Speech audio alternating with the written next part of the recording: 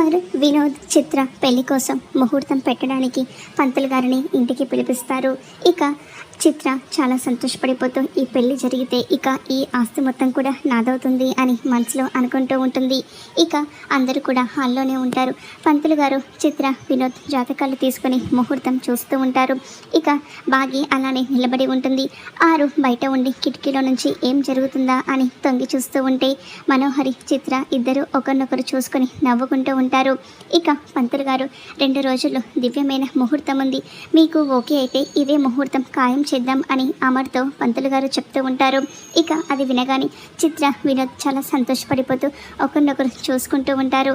అమర్ చిత్రతో నీ తరపున పిలిచేవాళ్ళు ఎవరైనా పెళ్ళికి వచ్చేవాళ్ళు ఉన్నారా అని అడుగుతూ ఉంటే చిత్ర, నాకెవరున్నారు బావగారు, అనాథాశ్రమం వాళ్ళు తప్ప ఇంకెవరూ లేరు అని చిత్ర చెప్తూ ఉంటుంది. ఇంతలో అమర్, అదేంటి నిన్ను దత్తత తీసుకున్న వాళ్ళను నువ్వు పెళ్ళికి పిలవట్లేదా అని అమర్ అనేసరికి చిత్ర షాక్ అయిపోతూ ఉంటే వినోద్, బాగి, ఆరు అందరూ కూడా షాక్ అయిపోతూ ఉంటారు. ఇక బాగి, అదేంటండి చిత్రను దత్తత తీసుకున్న కుటుంబం ఉందా అని అడుగుతూ ఉంటే అమర్ అవును అని చెప్తూ ఉంటారు.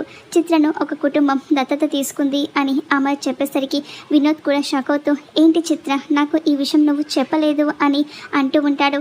అన్నయ్య చెప్పింది నిజమా, నిన్ను దత్తత తీసుకున్న వాళ్ళు కూడా ఉన్నారా అని చిత్రను వినోద్ నిలదీస్తూ ఉంటాడు.